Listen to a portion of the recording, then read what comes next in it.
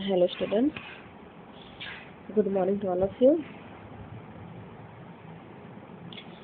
अभी जो एग्ज़ाम चल रहा है बीएड 2023-25 वालों का, जिसमें हमारा पेडागोजी 1 हो गया है। अभी पेडागोजी 2 का पेपर होने वाला है। तो कंफ्यूजन ये है कि क्वेश्चन क्या होंगे जो पेडागोजी, जैसे मैंने लिया है यहाँ पर इम्पोर्टेंट क्वेश्चन जो सिविक्स का है, कि सिविक्स का पेडागोजी 1 में जो क्वेश्चन आया है क्या सेम क्वेश्चन पेडागोजी 2 वालों को भी मिलेगा? तो इसका आंसर है नहीं। आंसर सेम पूरा नहीं होता है, सिमिलर टाइप के हो सकते हैं। तो हम लोग देखते हैं इसमें क्वेश्चन जो है क्या क्या आएंगे। तो इम्पोर्टेंट क्वेश्चन जो है आप देख लें।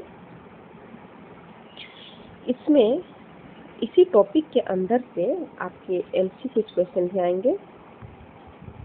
इसी के अंदर से आपके एमसीक्यू कुछ क्वेश्चन भी निकल जाएंगे, उसको अलग से पढ़ने की ज़रूरत नहीं है। इसी से आपको शॉर्ट क्वेश्चन भी मिल जाएंगे और इसी से आपका लॉन्ग क्वेश्चन भी निकल जाएगा।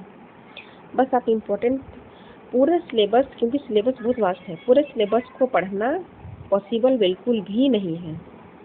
चाहे सिविक्स का हो, मैथ्स का हो, बायोलॉजिकल का हो, हिस्ट्री का, किसी भी, हिंदी का, कोई भी पेपर, कोई भी सब्जेक्ट आप उठा ले, पूरे सिलेबस को पढ़ पाना बिल्कुल भी संभव नहीं है। तो आप पूरे सिलेबस को तो पढ़े ही नहीं, आप जो इम्पोर्टेंट चीज़ें हैं बस उन्हीं चीज़ों को पढ़े, इतना में आपका कवर हो जाता है। जैसे कि आप पेपर 1 दे चुके हैं पेडागोजी का, तो आपको आइडिया हो गया होगा कि आपको जो बेसिक जो क्वेश्चन आते हैं वो क्या आते हैं। इसलिए हम टाइम को वेस्ट नहीं करते हैं, इसमें एकदम इम्पोर्टेंट क्वेश्चंस की बात करते हैं। तो आप अपने कॉपी पेन पकड़ लें और इम्पोर्टेंट क्वेश्चन जो है उसको नोट डाउन कर लें। चलिए, इसमें जो लिखा है उसी के हिसाब से मैं बताते चलती हूँ। भारतीय संविधान, ये क्वेश्चंस का आने की जो पॉसिबिलिटी है अप्रोक्स 90% है। आप भारतीय संविधान को पूरे अच्छे से पढ़ें कि भारतीय संविधान, इसका जो एमसी कुछ क्वेश्चन बनता है कि कैसा होता है, इसकी विशेषता क्या होती है। मोस्टली जो क्वेश्चन आता है विशेषता आता है कि इसकी विशेषता क्या होती है। हालांकि पेपर 1 में भी आया है शायद, तो पेपर 2 में भी आएगा ये क्वेश्चन। विशेषता वाला चीज़ पढ़ ले। और इसमें कितने सदस्य होते हैं ये भी क्वेश्चन आया है। ये जो क्वेश्चन बना है ये बहुत सारे यूनिवर्सिटीज का क्वेश्चन को सिमिलरिटी देकर मिलाकर क्वेश्चन बनाया हुआ है। तो ये क्वेश्चन जो है लगभग सभी यूनिवर्सिटीज़ में आता है कि भारतीय संविधान की प्रमुख विशेषता क्या है, इसे कितने सदस्य होते हैं, इसके बारे में, भारतीय संविधान के बारे में थोड़ा पढ़ लें। ये जो है आपका, ये टोटली डिपेंड करता है आपने जो सिविक्स पढ़ रखा है, जो ऑनर्स कर रखा है, इस पर टोटली ये डिपेंड करता है ये क्वेश्चन। तो हम बीएड में जो कॉमन पेपर पढ़ते हैं उसमें कोरिलेट करने की यहाँ पे बिल्कुल भी नीड नहीं है। ये टोटली हमारा बेस है सब्जेक्ट पर।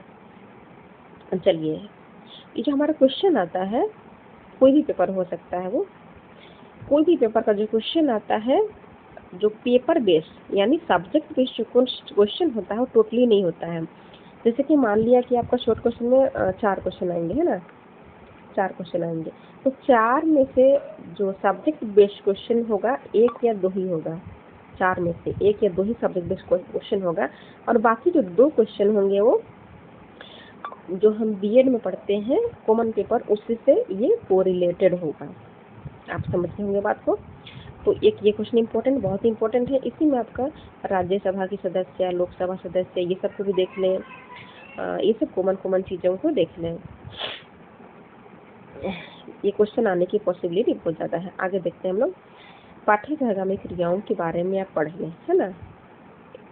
यहाँ पे क्वेश्चन ऐसा नहीं रहेगा, मैंने समझने के लिए लिख रखा है के बारे में आपको पढ़ना है। पाठ्य सहगामी क्रिया के बारे में आप समझ लें, इसके बारे में पढ़ लें। और इसमें क्वेश्चन घुमा फिरा के हो सकता है कि पाठ्य सहगामी क्रिया क्या है। कुछ क्वेश्चन जैसे कि क्लास मेंशन रहता है कि उस क्लास के लिए पाठ्य सहगामी क्रियाओं का उपयोग किस तरह से करेंगे। क्वेश्चन इस तरह से बना हुआ रहेगा। आपको मेनली इस चीज़ को समझ के रखना है कि पाठ्य सहगामी क्रिया क्या क्या होता है, कैसे होता है और कैसे आपको अपने इस क्लास के लिए उपयोगी होगा। इस तरह से इसका कोरिलेट करके समझने का कोशिश करें। ये हो गया। आगे देखिए योजना विधि। ये क्वेश्चन भी बहुत ही इम्पोर्टेंट है। ये क्वेश्चन बहुत इम्पोर्टेंट आपको देख लें। अब उसके बाद एक जो बहुत ज़्यादा इम्पोर्टेंट, मोस्ट इम्पोर्टेंट जिसको बोलते हैं, एक योजना विधि। इसमें आप ये इसका प्रतिपादक कौन है, ये एमसीक्यूज मानने की जो पॉसिबिलिटी है बहुत ज़्यादा है। ये क्वेश्चन आ सकता है कि एमसीक्यू ये पाठ्य योजना का प्रतिपादक कौन है, पाठ्य योजना के बारे में ये पूरा पढ़ लें कि क्या होता है इसमें, कैसे होता है। आप अपने सब्जेक्ट को इससे कोरिलेट करके पढ़ें कि इसका उपयोग आप कैसे करेंगे कक्षा को बेहतर बनाने के लिए, किस तरह से आप विधि का उपयोग करेंगे। इसी के साथ यह योजना विधि मेंशन किया हुआ है। इसके अलावे ही आप जो हमारा मेन होता है मेथड्स, मेन जो मेथड होता है इसको भी साथ में पढ़ते हुए चले। मेथड जो हमारा होता है कि कौन कौन सी हमारी विधियाँ होती हैं, विधि को पूरा पढ़ें। इकाई विधि सहसा जितने भी विधि होते हैं सारी विधि को आप एक बार पूरा पढ़ें। और ये भी ध्यान देखिए सारी जो विधियाँ हैं किसने किसने दे रखी है, उसमें से योजना विधि जो मोस्ट ऑफ द टाइम पूछा है, और बाकी सारी विधि को पढ़ लें। ये हो गया। और मूल्यांकन देखिए हमारा पेपर 1 में जो पेडागोजी 1 जो हुआ है उसमें मूल्यांकन नहीं पूछा है, तो इसमें मूल्यांकन पूछने की जो पॉसिबिलिटी है वो ज़्यादा है। मूल्यांकन एक बार पढ़ें। उसमें क्वेश्चन इस तरह से हो सकता है कि मूल्यांकन क्या है, अपने विषय यानी कि जो अपना सब्जेक्ट होगा उसका प्रयोग, उसमें आप मूल्यांकन का प्रयोग कैसे करेंगे, इस तरह से क्वेश्चन घुमा फिरा के हो सकता है। मेनली आपका मूल्यांकन को पढ़ना है। ये क्वेश्चन तो कभी छूटने वाला है ही नहीं कि शिक्षक के गुण योग्यता।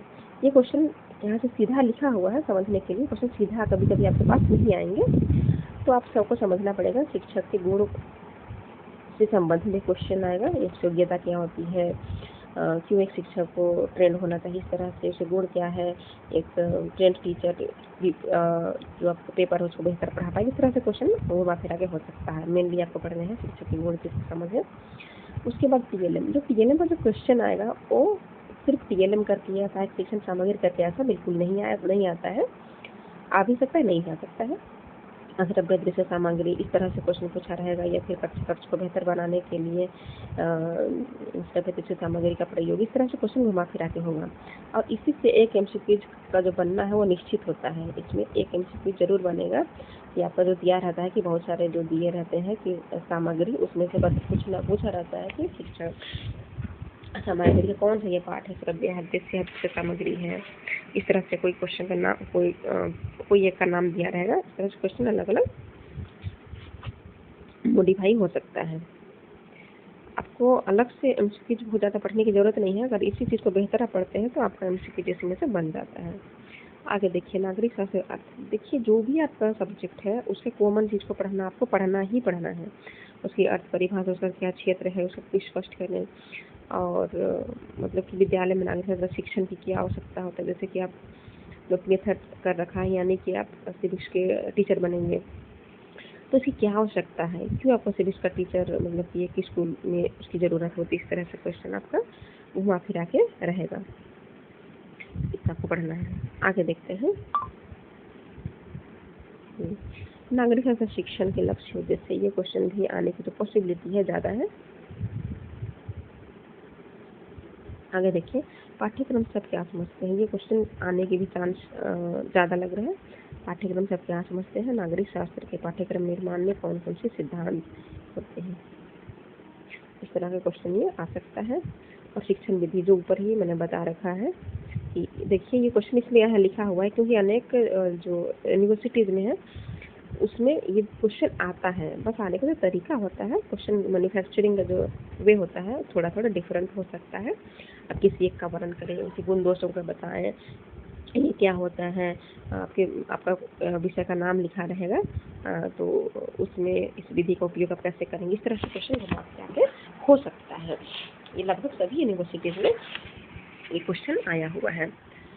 गुण दोषों की चर्चा करें, इस तरह से बहुत सारा क्वेश्चन होगा। तो आपको शिक्षण विधि, देखिए स्टूडेंट आप कुछ पढ़े या ना पढ़े, शिक्षण विधि को ज़रूर पढ़ें। और TNM का पार्ट को आप जरूर पढ़ें, क्योंकि आपका एक MCQ बनेगा। टीचर क्वालिटीज़ को ज़रूर पढ़ें, आपका संविधान को एक बार ज़रूर पढ़ लें। मौलिक अधिकार शायद नहीं है क्योंकि पेपर 1 में आ चुका है, और भारतीय संविधान को एक बार ज़रूर पढ़ लें। उसके बाद सहगामी क्रिया एक बार पढ़ लें। मूल्यांकन मतलब कि आप जो कॉमन पेपर पढ़ रखे हैं, जो आपका नॉलेज करिकुलम में जो पढ़े हैं, उसको एक बार आप रिमाइंड कर लें। ऑलरेडी आप पढ़े हैं, आपको अलग से पढ़ने की बिल्कुल भी नीड नहीं है। तो एक बार आप उस चीज़ को पलट लें, फिर से रिमाइंड कर लें। मूल्यांकन भी आप पढ़े हैं, सॉरी अभी इसका पेपर शायद नहीं हुआ है, असेसमेंट का नहीं हुआ है, तो लेकिन फिर भी आप पढ़े हैं। अगर आप नहीं पढ़े हैं, इसमें पढ़ लेते हैं तो उसके लिए भी प्रिपरेशन हो जाएगी। तो यानी कि आप जो कॉमन पेपर का पढ़े हैं या एग्जाम लिखे हैं या लिखेंगे, उसी से रिलेटेड सारे क्वेश्चन से एक बार रिमाइंड ज़रूर कर लें। और इसके अलावे और अलग से सिलेबस के अंदर ज़्यादा घुसने की नीड नहीं है। आई होप कि आपके लिए हेल्पफुल होगा। 1 मिनट थोड़ा सा और टाइम दीजिए।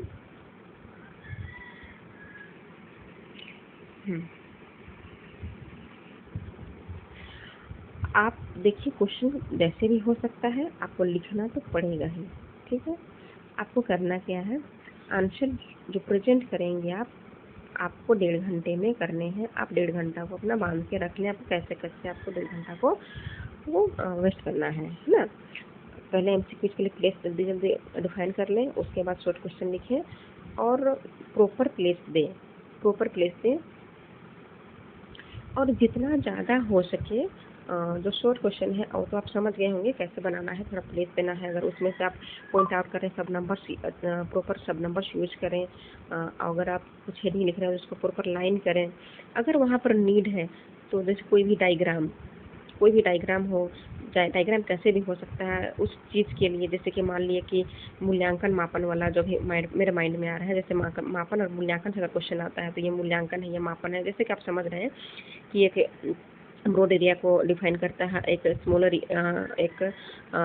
एरिया को डिफाइन करता है। इस तरह के जो क्वेश्चन अगर आते हैं तो आप उसको विथ डायग्राम आप जरूर मेंशन करें। उसमें आपका जो आंसर प्रेजेंटेशन होता है बेहतर हो जाएगा और आपको मार्क्स भी अच्छे मिलेंगे। I hope it is clear. Long question में एक बार चलते हैं। अब जब भी लॉन्ग क्वेश्चन लिखिए, लॉन्ग क्वेश्चन देखिए बहुत सीधा कभी कभी नहीं होता है, तो आपको उसके जो कीवर्ड्स हैं उस कीवर्ड्स को आपको देखने हैं, उस कीवर्ड्स को आपको पकड़ने हैं और उसी से आपको आंसर को तैयार करना है। कीवर्ड्स को पकड़ना है, उसी कीवर्ड से आपको शुरू करना है आंसर को प्रेजेंट करने का। और उस लाइन में, उस क्वेश्चन में जो मेन पार्ट पूछा है, मान लिया कोई जिसका विशेषता है, मान लिया किसी का महत्व लिखा है, पूछा है, ठीक है। और अगर कभी कभी ऐसा होता है कि नहीं समझ में आता है कि क्या पूछा है, तो उसके मेन चीज़ों को आप लिखने का कोशिश करें। जैसे मान लिया कि विशेषताएं लिख रहे हैं, तो अगर इसको आप उसके जो विशेषताएं हैं, माना कि आप उसको जैसे कि पॉइंट वाइज अगर लिखने का कोशिश कर रहे हैं, तो वो जो नंबर्स हैं, जैसे कि मान ली कि 5 आपको पॉइंट्स याद है ना, 5 पॉइंट्स, तो उस 5 पॉइंट्स को ऐसे लिखने से ज़्यादा बेहतर आप ऐसा होगा कि इसको डायग्रामेटिक फॉर्म दें।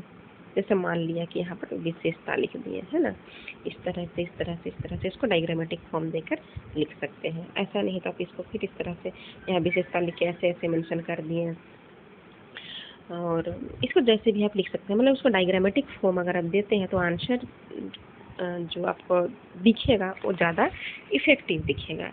तो आप ज़्यादा कोशिश करें कि आप आंसर जो प्रेजेंट करेंगे उसको आप थोड़ा डायग्रामेटिक फॉर्म ज़रूर दें। उससे क्या फ़ायदा ये होगा कि जब कोई पेपर काटेगा उसको आपका पेपर ज़्यादा पढ़ना नहीं पड़ेगा और ऐसे दिख जाएगा, और पेपर काटने वालों को अच्छा लगेगा, तो आपको मार्क्स भी अच्छे मिलेंगे, ठीक है।